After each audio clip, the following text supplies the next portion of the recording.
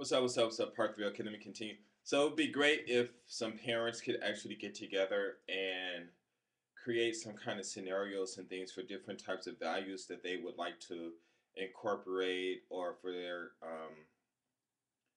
children to learn from, like going through certain experiences, positive experiences, of course, or real world situations where it won't be any danger to the child and things like that.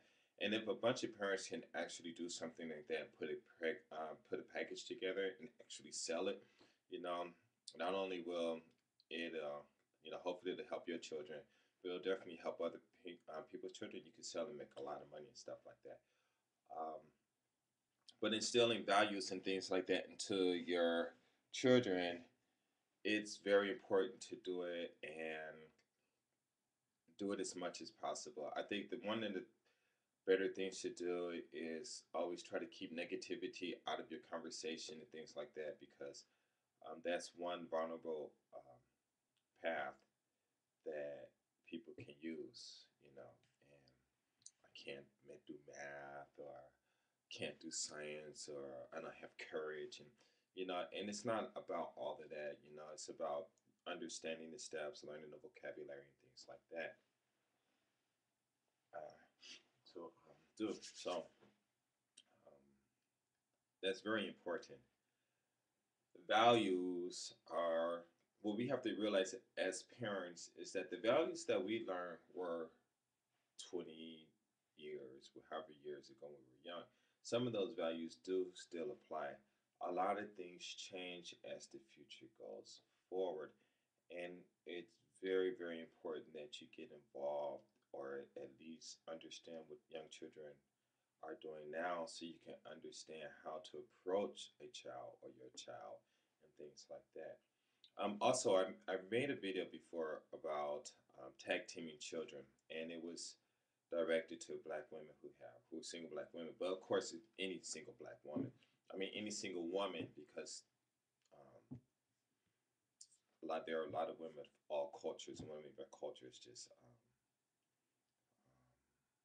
cultures, who are single and raising kids. And one thing that I've suggested was, by tag teaming, is find out, you have to talk to your children. You have to talk to other parents in your neighborhoods where your children may associate with, your teachers and things, and find out which parents that your child respects.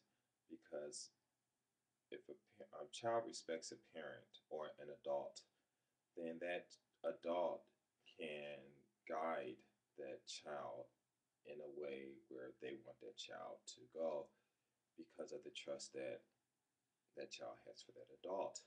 And for schoolwork, and you can have just different counselings and stuff, like um, I mean, you can actually set this up where you can go to your town community center or whatever, and have these parents who could come in and talk to the children and things like that. And if you have kids who don't want to do their homework and stuff, but you know that Mrs. Such and Such down the street um, is really respected by your child, then you can ask that person, hey, let my child come, that my child or that person come to you and say, hey, I know that your child's having problems in math or school, whatever, and they don't want to do it at home, but I think I can help you.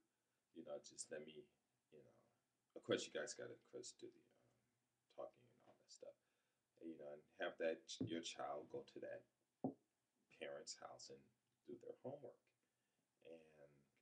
And I know it might sound stupid, but it's an easy solution,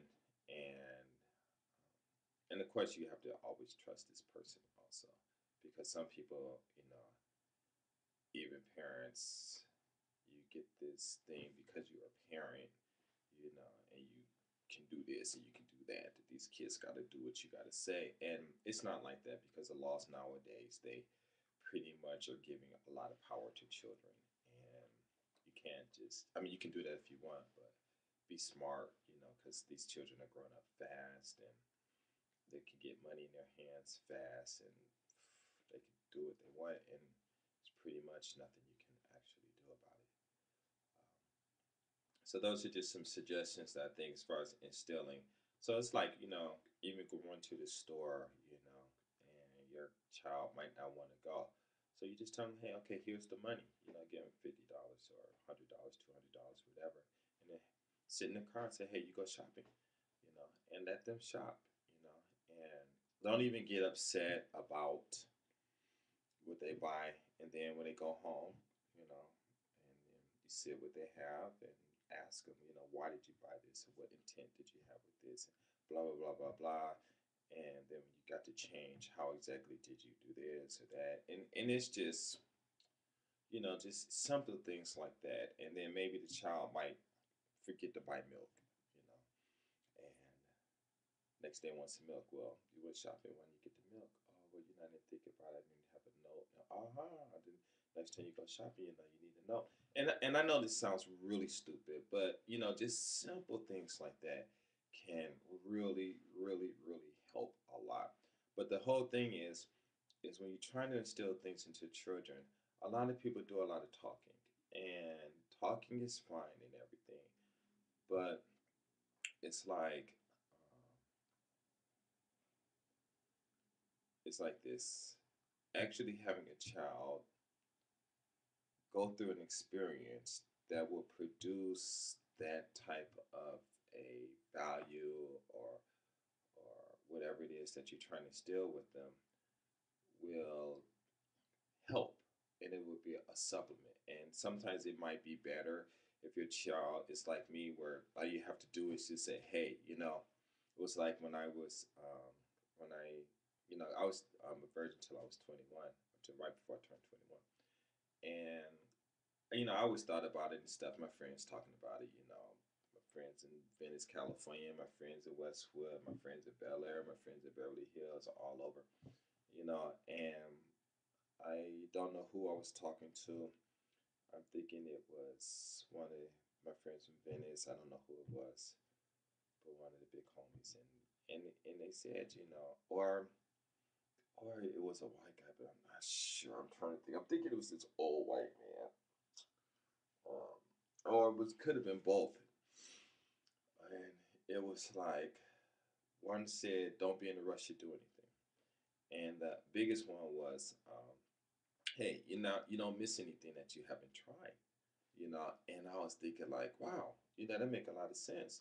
So because of that one statement, I didn't have any sexual nothing with these women, until, of course, I almost turned 21, and I didn't do any drugs, and I just didn't do it. There were a lot of things that I didn't do, and there were some things I did do just because it just comes with the territory and stuff like that.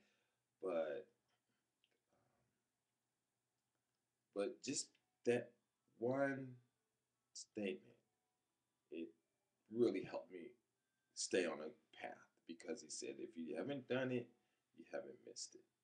And the other, I think it was the brother said, if you haven't done it, don't be in a rush to do it.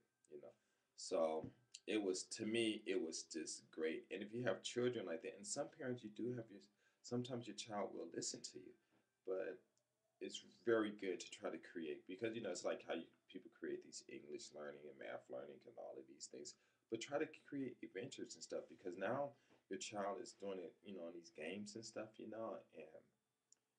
it's okay because they'll learn things, but if you're not there to, do the fine tuning and doing this and doing that, then it'll make it, how can I say it, whatever they're learning, you're not going to have your seed in there and things like that. Oh, I got a telephone. Okay, yeah, every time. Hello. Yeah, yeah, no, wait, it'll come out. No, no, tell me to. Yeah, hacker. Nani, ima video chip ka. Okay. Ima kaida. Oh, okay, okay, master. Kill Be safe, love you, bye. Sorry. Nigga, my